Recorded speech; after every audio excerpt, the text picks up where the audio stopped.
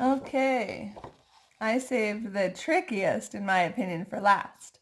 But what's really neat about the COIL kit is it's kind of tricky, but once you get the hang of it, it's kind of easy. Okay, so I'm going to give myself a little more room. I'm going to move some of my tools. I'm going to get my clay out, and I'm going to squeeze off like just a handful. So however big your hand is, that's a good amount. I'm going to squeeze it into a little kind of caterpillar size, I would say. I'm trying to make it as round as possible, but just like a fat little caterpillar, okay? Now, when I start to roll this out, coil building is all about using lots of coils or like really long snakes to build something high. Kind of like my owl there. I built that container all by coil. And as you can see in there, your coils can go sideways, or they can also, like the eyes of the owl or the wing of the owl, they can kind of make shapes too. The really fun part about that project that I did is I was trying to do it for a demo, and I just was like going, making. And then at the end I thought, oh, that looks like an owl. And then I made it into an owl. So it's really fun to just play with the clay and let whatever happens happen. Okay, so when you're rolling out a coil, I'm going to get situated. You want the roll to mostly happen in your fingers. Once we start to use our hand, the kind of palm of our hand, we start to squish out the clay. And so you really want to try to use your fingers.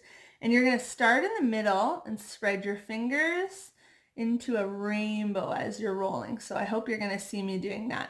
I always say to my students in class, who are mostly adults, I have to reteach you how to roll out clay, because for some reason it's a lot harder than Play-Doh. So if you find it hard at first, don't worry, it's going to get easier. The other thing to note about how I'm rolling is I'm going to try to do kind of long strokes. It's going to look long, but just so you know, I'm never really going past my fingers with the rolling. So if my roll ever turns into a square, like I start to feel it flip over into a square, I'm going to stop and kind of round out those edges, okay? One nice thing to do is when it's short enough for just one hand, kind of roll left to right or right to left. Okay, it's starting to square off a little, so I'm going to unsquare it. And then now I'm going to start my rainbow coil. And I'm trying to coil it so that it's nice and even. I talked on the sheet a little bit about thickness, so you don't want your coil, or you don't want any of the stuff you make to be too thick. Like even for my fox, I would probably hollow that out a little by just using a pen or a straw and making a little hollow in that fox so that so it's going to dry better now. I should have showed that in my other video. Okay, so when you feel happy with the thickness of your coil, you're going to put that aside and make another one.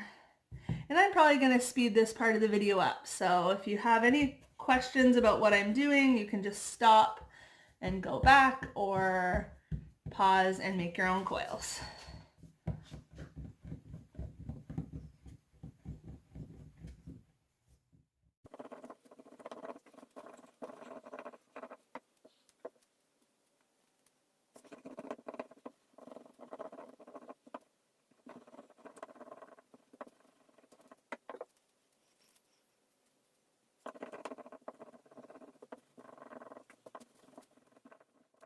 Interesting part about coil is if you do want to leave it like my little owl there, I suggest that you slip and score between each coil.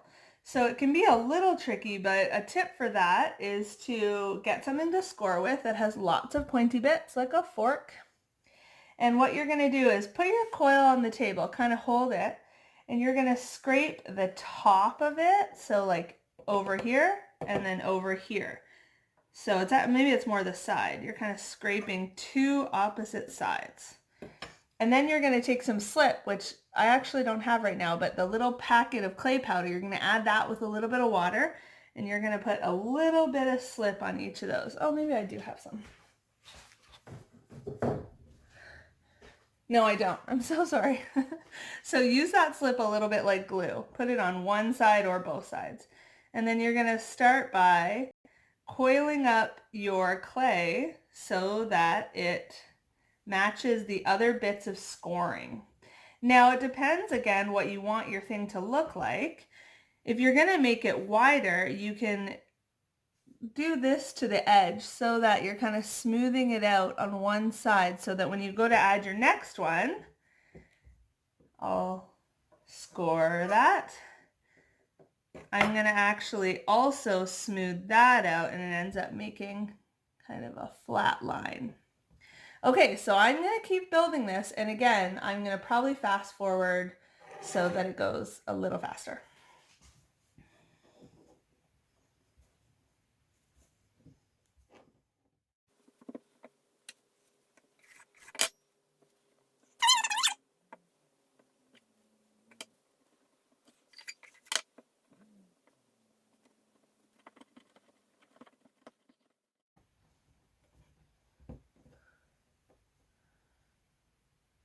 So you can go on and on and on and make however tall a thing you want.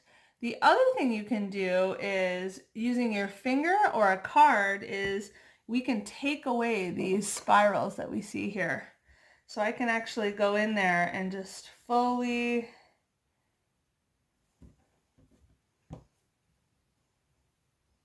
smooth all of these edges.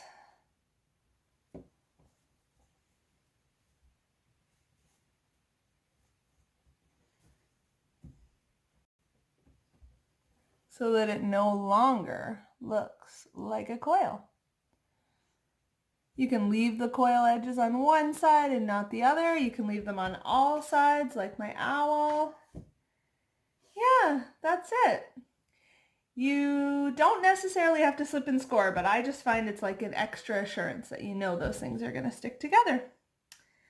Okay guys, that's it. Thanks so much. I hope if you have any questions, you'll be in contact with me over Instagram, Facebook, or email. Thanks again.